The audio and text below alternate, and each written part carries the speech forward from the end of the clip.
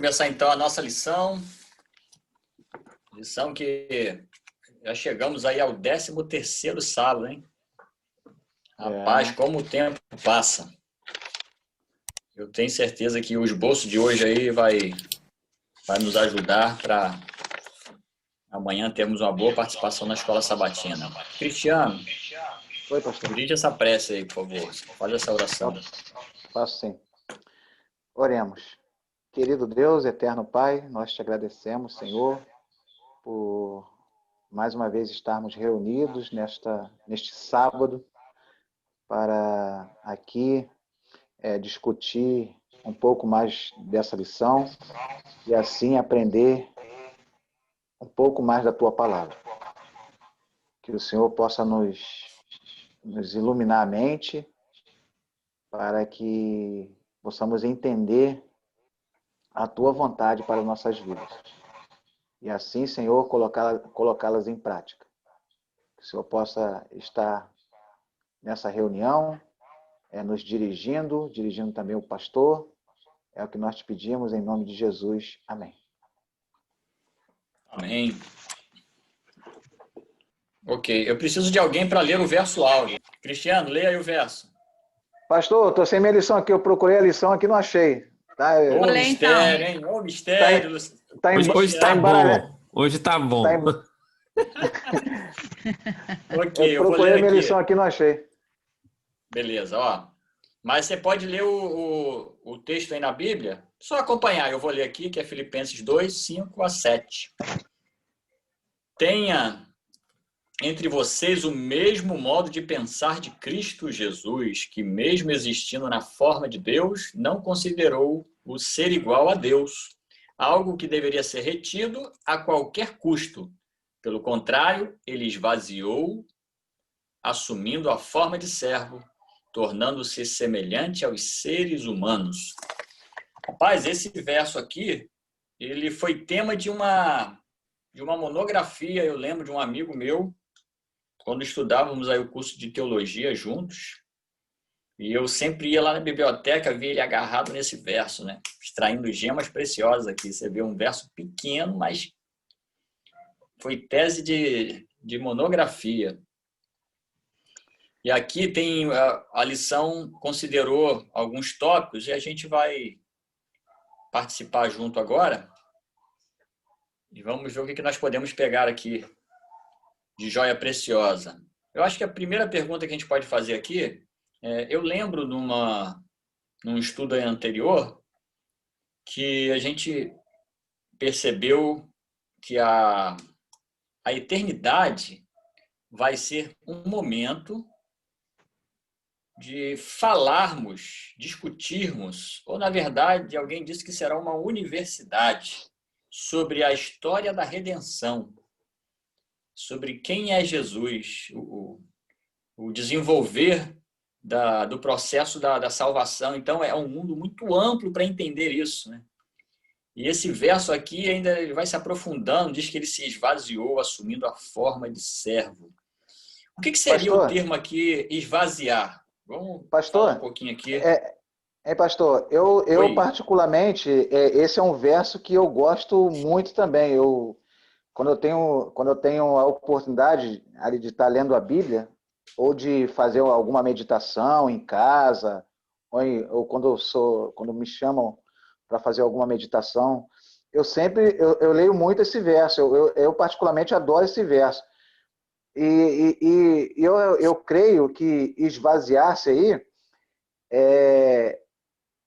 como o início do texto vem falando, né, que a gente tem que ter o mesmo sentimento que houve em Cristo Jesus, que aí nessa tradução aí fala uma outra palavra, né? Mas na Bíblia normalmente fala que haja em vocês o mesmo sentimento que houve em Cristo Jesus.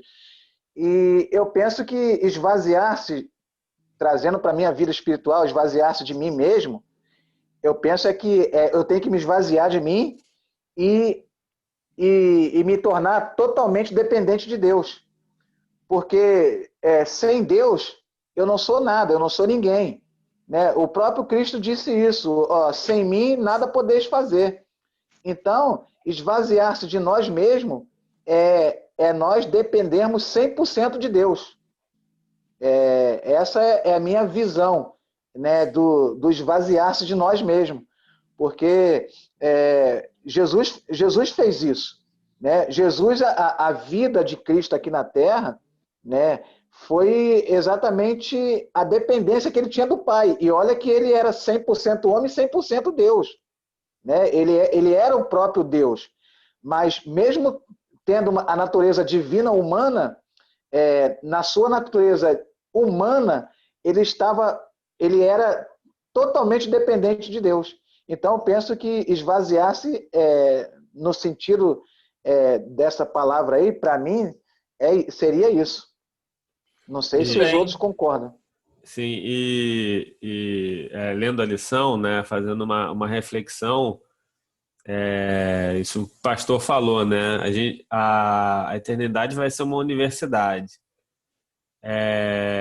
Realmente, eu acho que é uma impressão, né, uma fala muito correta, né? Porque quanto tempo que a gente vai levar para entender? Agora, nem remotamente eu consigo, né, entender o que é para um Deus perfeito, né, abandonar a corte celestial, né, a adoração dos anjos, a criação que ele já tinha feito, né, enfim, toda essa contemplação, né, e vir aqui sabendo que ele teria, né, que se esvaziar, não poderia usar a prerrogativa divina que ele tinha, né? Assim, Deus tem o direito de ser Deus, né?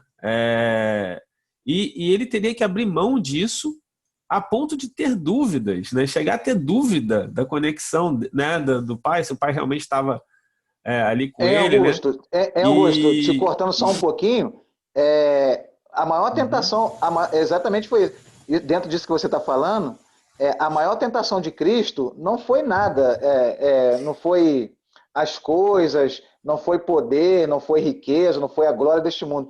A maior tentação que Cristo teve foi ter a prerrogativa divina, o poder divino, não poder usar em benefício próprio. Exatamente. Né? Exatamente, né? Isso, e assim, e aí para a gente entender porque o plano da salvação, na verdade, ele tem uma conexão muito grande com o exemplo, né? Esse ato, né, máximo do plano da salvação, que é Jesus vir para nos salvar, né, morrer no nosso lugar, na verdade, é um ato de exemplo, né?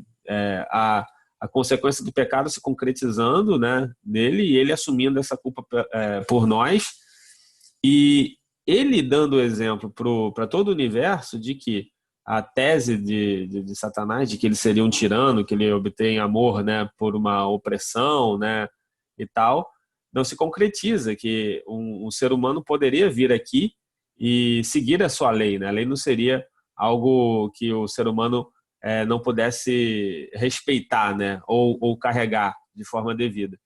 Mas que para isso valer, ele teria que ser de fato um ser humano. E ele foi, né?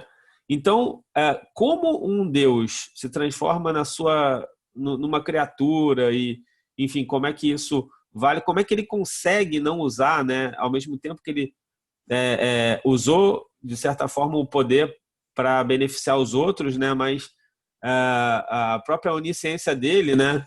Porque se ele tivesse onisciência, ele não poderia dizer que o momento da volta dele ninguém sabe, só o Pai, né? Então, ele não tinha... Enfim, isso é um mistério que realmente só lá no céu pra gente... E particularmente eu tenho muita vontade de perguntar como é que é isso, Jesus? Porque né? Além de todas as outras coisas, né? Tem muita coisa para perguntar.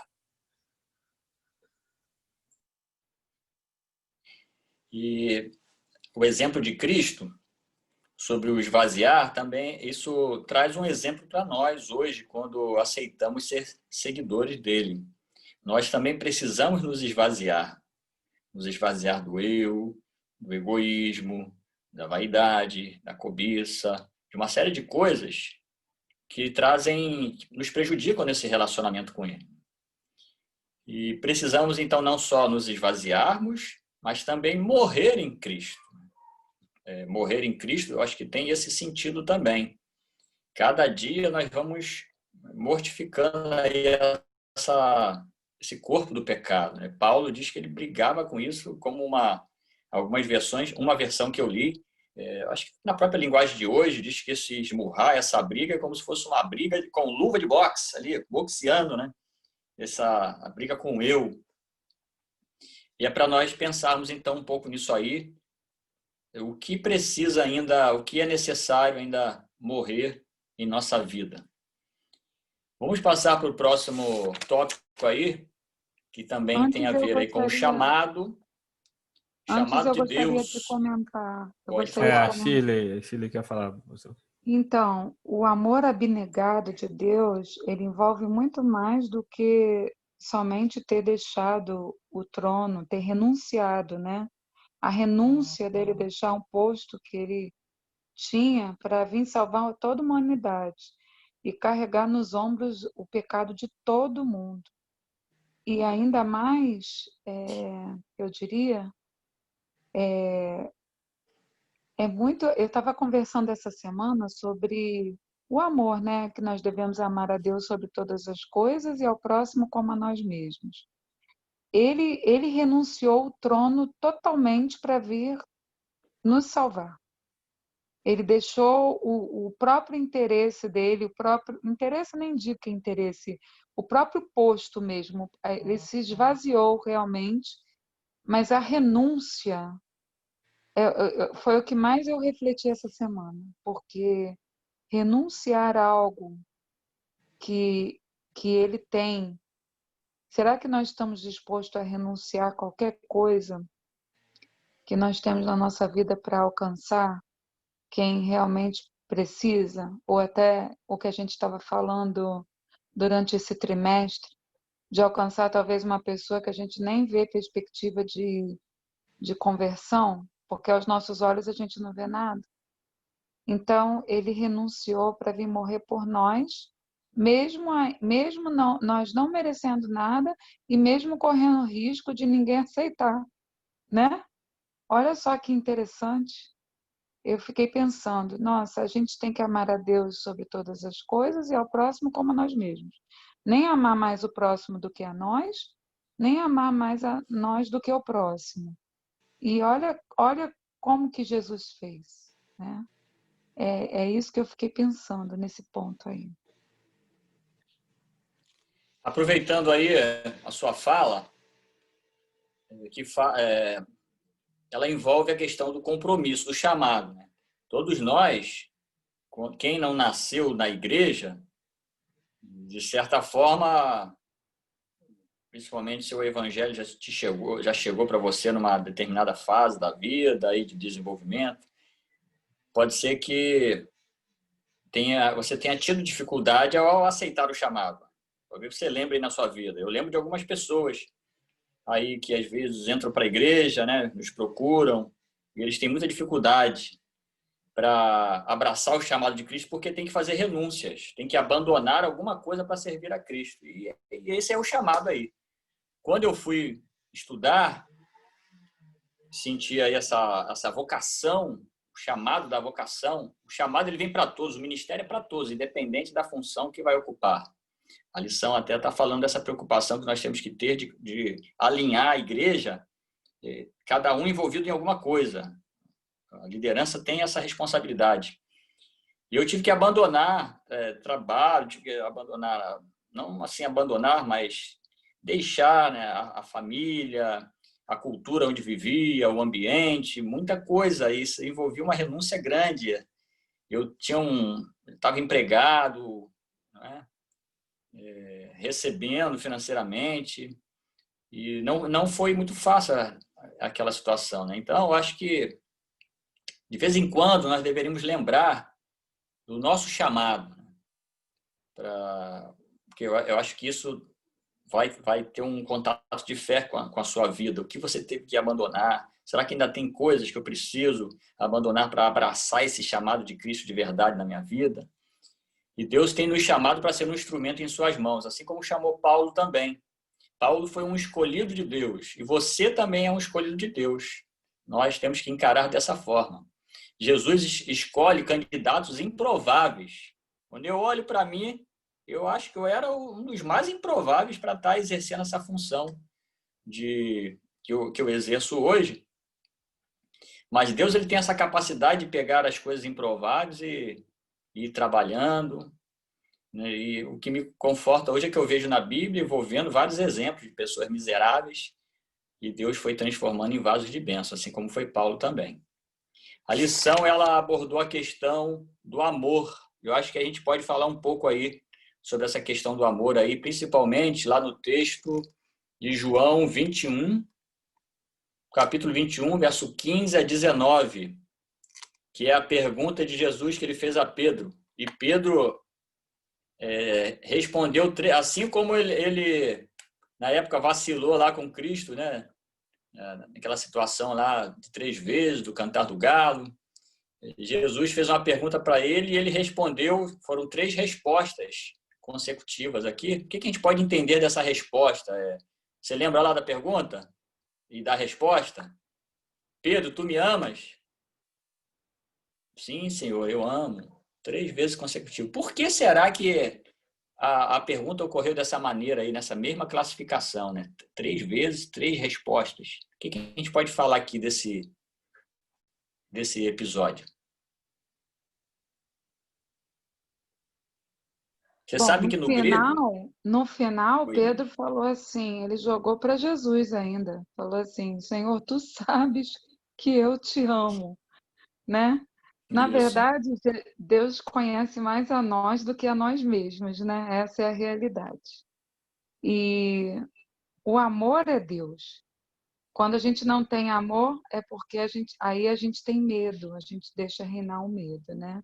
Aí é medo da renúncia, medo de compromisso, medo de se envolver no evangelho. Agora, por que 3 vezes? Porque Jesus queria fazer com que ele refletisse, que ele renunciasse realmente, ou ele refletisse sobre a atitude dele, para que ele se arrependesse, né? Que ele visse realmente o verdadeiro chamado desde o início, como discípulo, né? Que ele acabou negando a Jesus perante os outros. Ele aceitou no momento do chamado e depois, no meio do caminho, ele ficou com medo e negou, né? Então, naquele momento, eu acho que faltou o amor. Faltou o amor, porque o amor lança fora o medo. É isso que eu penso, Verdade. né? Muito bem. Pastor, alguém mais quer? Pode falar. O interessante é o complemento, né? É como se fosse, se então me amas, apacenta as minhas ovelhas. Se pensar na vida de um pastor de ovelha, você vê que tem muita renúncia, porque ele renuncia o próprio tempo dele para ficar ali observando as ovelhas pastarem, guiando elas pelo caminho, cuidando das feridas dela, preparando o alimento, guiando até a água. Que vida tem um pastor, né? Então, é quase como se, parafraseando aqui, né? Se me amas, se coloque em segundo lugar e põe a missão em primeiro. Ame o teu próximo. Me amas, então ame o teu próximo. Eu entendo mais ou menos assim essa passagem. Que legal, essa comparação aí. Você vê que a ovelha, ela tem que ser tosquiada. A ovelha, para chegar ao porte que ela chega ali, bonita, né? Tem muitos cuidados por trás disso. Ela não chega ali por acaso, pega aquela aparência, a lã dela com aquela perfeição. Houve um cuidado antes. E a ovelha é um animal que ela exige cuidado mesmo, atenção. Ela, quando cai, se ela cai numa poça, ela não consegue sair sozinha. Ela precisa de um amparo ali para alguém ajudar a tirar da poça, do buraco. Ela tem que ter o cuidado ali do pastor. E o pastor, às vezes, tem uma vida solitária. E o trabalho solitário, ele muitas vezes ele não é visto, né?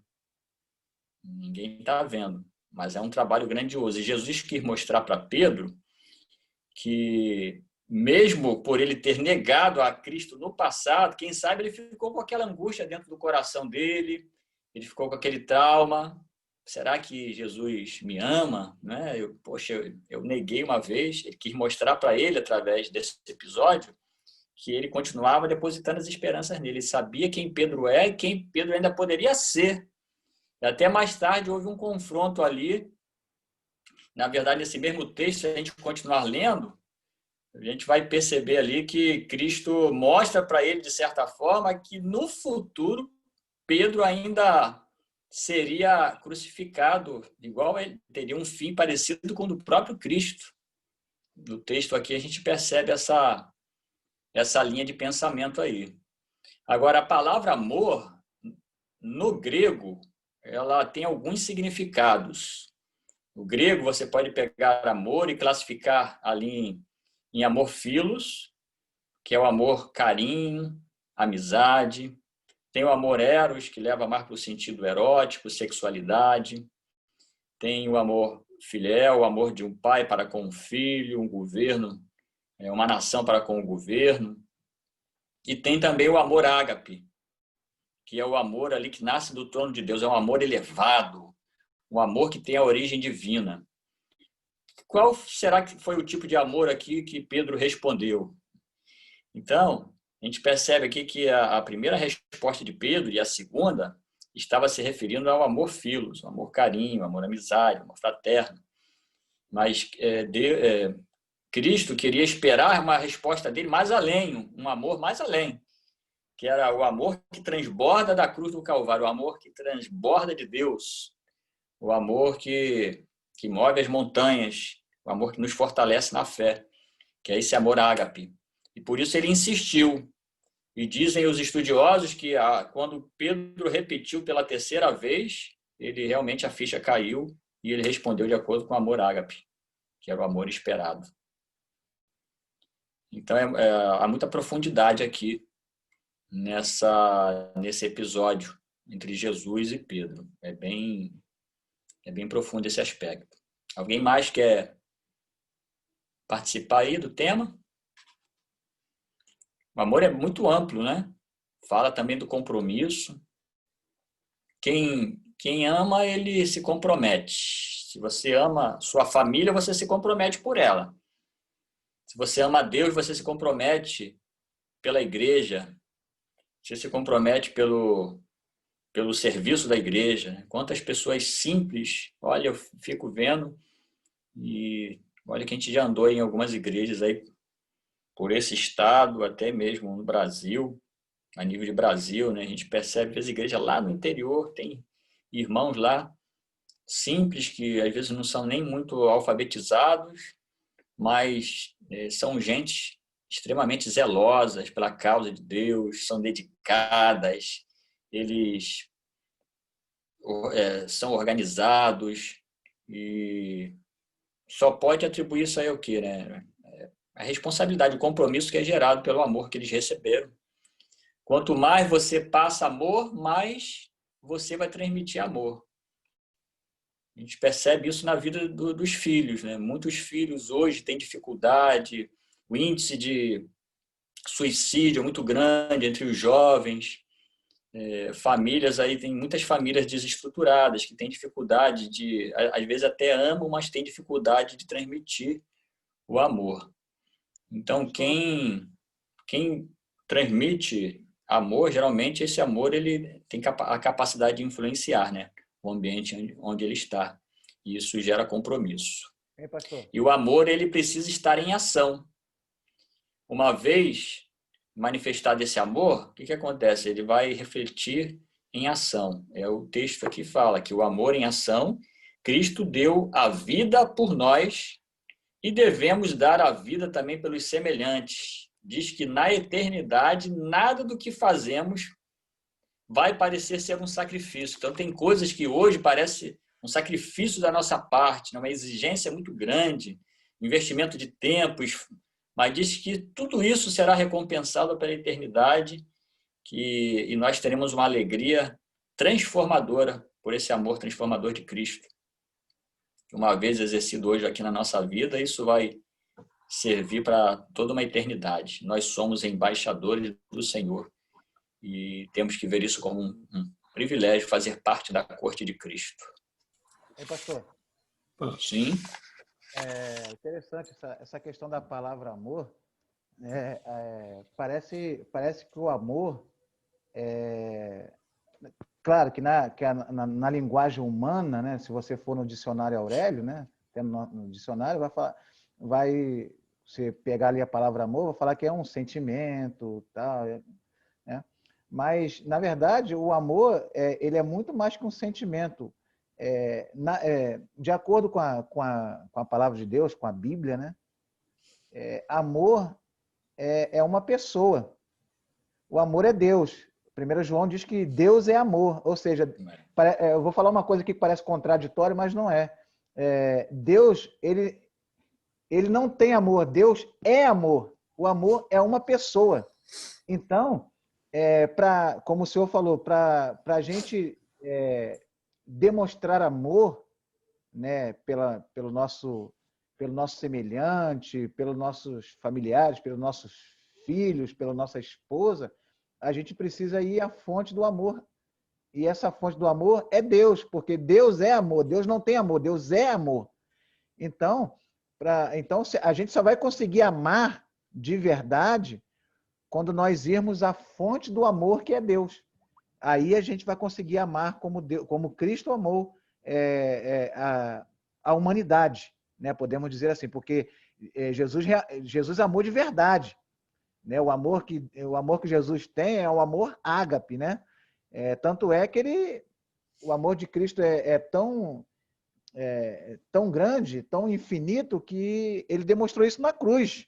Como o Augusto falou lá na primeira fala dele, né, que é um mistério, um Deus, um Deus, né, que larga tudo, larga a homenagem dos anjos, larga o trono, larga a sua glória e se torna um ser humano, né, assume a natureza humana, pecadora, miserável, né, embora ele não tenha pecado, mas ele assume essa natureza, a natureza humana, né, que é tendenciosa para o mal, e ele vem, né, a este mundo, né, sofre tudo que ele sofreu, humilhação, foi maltratado, foi cuspido, foi, né, escarnecido, e ele simplesmente vai até o fim, né? Ele não desiste de nós, mesmo sabendo que o ser humano iria rejeitá-lo, como rejeitou, né? E mesmo assim ele foi até o fim. Então, para nós seres humanos, né, essa palavra amor é uma palavra muito forte. Então, se nós quisermos amar de verdade, nós precisamos ir à fonte do amor, que é Deus, porque Deus ele é amor. O amor é uma pessoa. O amor é Deus. Por E isso aquele que não ama não conhece a Deus. É por isso que quando a gente ama, é porque a gente escolheu amar. Quando a gente escolhe amar, a gente busca, a gente se aperfeiçoa, a gente se enriquece para você ter o que oferecer para o outro. Então, quando você se enriquece desse amor que é Jesus, que é Deus, aí você vai ter muito mais a oferecer. Aí realmente, por isso que o amor é um princípio, o amor é Jesus, é Deus. Eu acho que agora a gente pode concluir e para a parte aqui final, fala da responsabilidade que o líder precisa ter com a causa de Deus. Aí tem uma citação aqui que eu vou ler. Diz assim, ó, os dirigentes da causa de Deus, como sábios generais, devem delinear planos para fazer movimentos de avanço ao longo de toda a linha. Devem dar atenção especial à obra que pode ser feita em favor de seus amigos e vizinhos. A obra de Deus na terra jamais será terminada, a não ser que homens e mulheres que constituem a igreja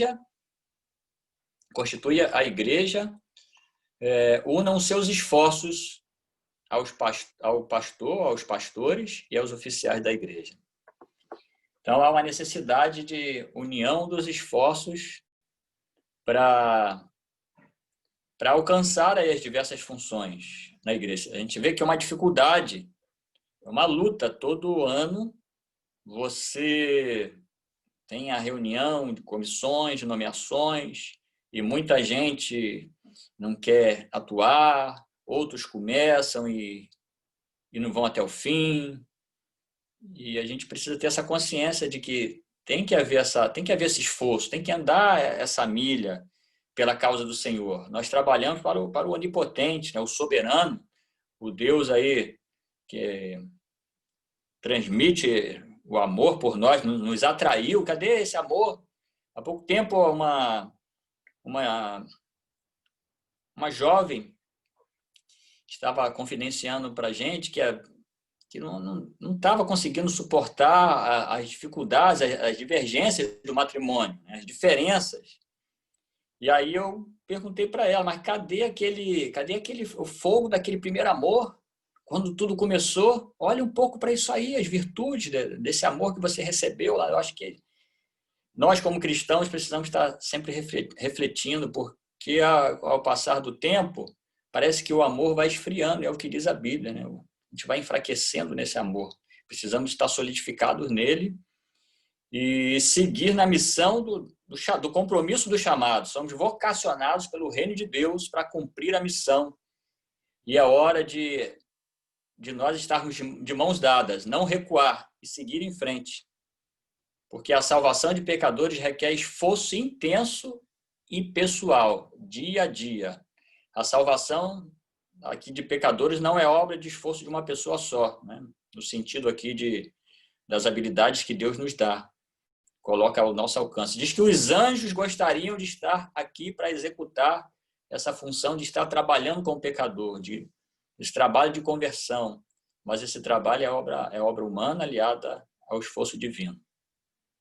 Então, meu apelo aqui é para nós nos unirmos nesse esforço, né? Se você tem um chamado de Deus na sua vida, lembra do chamado que você recebeu, lembra de onde você veio. Eu acho que nós nunca devemos nos esquecer de onde nós viemos.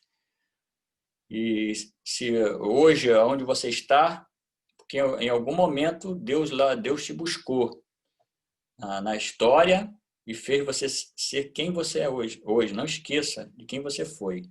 E não esqueça também daquilo que Deus, para que Deus te chamou nessa missão. Amém? Alguém mais quer falar ou podemos concluir com a oração?